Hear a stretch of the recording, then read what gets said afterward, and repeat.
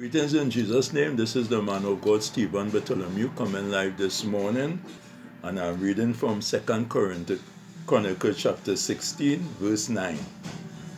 For the eyes of the Lord run to and fro throughout the whole earth to show himself strong in the behalf of them whose heart is perfect towards him.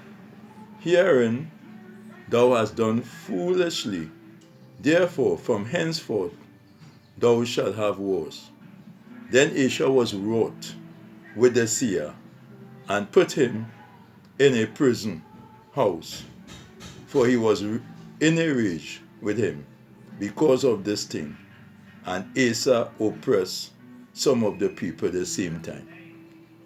Here we see a man of God had to tell Asa how God looking at things. You see, God's eyes is to and fro the earth to know. And what he is doing, he is looking to show himself strong on behalf of them whose heart is perfect towards him. And Asa, the prophet told Asa, he had done foolishly. You see, God is looking for a heart that will wholly follow him. He's looking for a perfect heart. And Asa, being the king of Judah, was perfect before God, you know. But what Asa had done foolishly, you see, we have to understand, you know. You know, the psalmist David said, the fool has said in his heart, there is no God. In other words, we could say we know God with our lips, but our heart could be far from God, you know. And Asa had done something foolishly in the sight of God. And because of that, God tell him through the prophet that he will have wars. And before Asa humbled himself before God, Asa was vexed with the prophet. And I want to say, you know, we like prophet who could tell us, hey, you're blessed and you're going in and coming out, that God will put his mighty hand upon you and he will cause it to prosper. We like prophet that prophesying prosperity, goodness, wellness. But what about the prophet who God sent to correct us?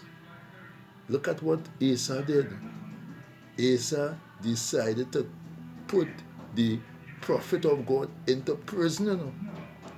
And it must have had some people who didn't like what Asa do, and he oppressed them too. Right? And God was telling him from henceforth he will have wars. And what happened before Asa did all this thing? What caused the prophet to reach to Asa?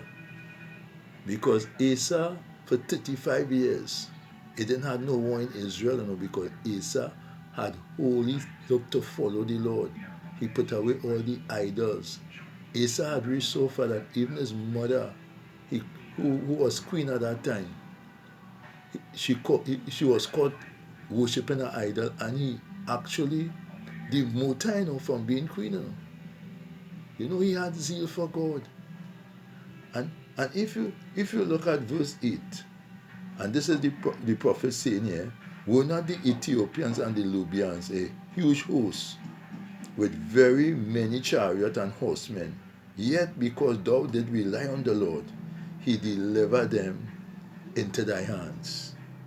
You see, Asa had an experience with God. The Ethiopians and the Lubians came and they had many horses and chariots. In other words, they were looking more than what Asa had. But he relied on God, and God delivered him. But this time he didn't rely on God. He decided to go to the Syrian king for help.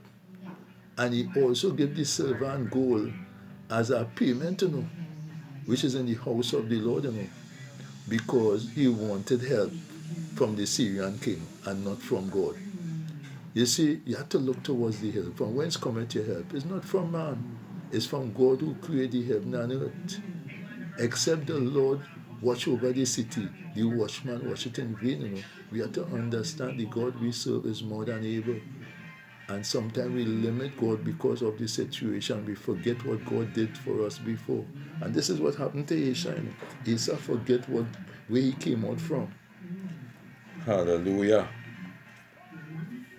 And the prophet name was Hanani. Right? Hanani the prophet came. Right?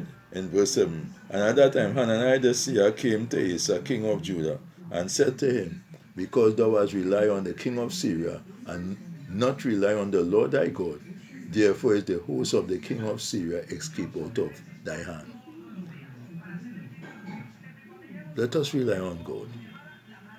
And if we do the wrong thing, and someone come and correct us, because the word of God is for correction too, for reproof, instruction in righteousness, that we will be perfect before God. And if we do the wrong thing, let's humble ourselves. Let us not do like Esau, who got vexed with the prophet and put him in prison, for the truth.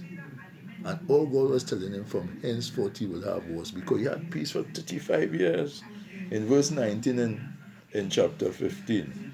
And there was no more war until the 35th, 5 and 30th year of the reign of Asa. So God had blessed Asa and caused his enemies. You see, when a man ways please God, even his enemies will be at peace with him. And look at what happened to Asa here. And this is a sad state. When you turn your back from God, the devil does afflict you.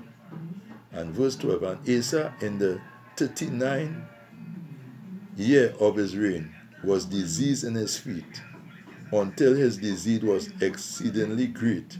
Yet in his disease he sought not to the Lord, but to the physician. You see, Asa really stopped relying on God. And I want to say, if you get sick, sometimes we might be tempted to go to the doctor, but put God first. Cry out to God. Cry out to God, ask God to heal you. Don't say, well, hey, I'm going to the physician, and yet even tell it to the Lord. You forget by his stripes we are healed. And Father, Lord, I thank you for your word.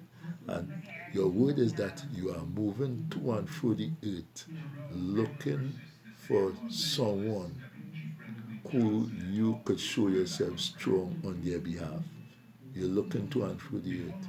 And that someone is someone with a perfect heart before you. That someone is like Caleb, who wholly follow you. It's like David. You say David was a man after your own heart. And Father, Lord, help us to put you first in everything that we do. And every other thing shall be added unto us. And we thank you in Jesus' name. This is the man of God, Stephen Bartholomew, and you can WhatsApp me at 678-3878 for prayer and counseling. God bless you.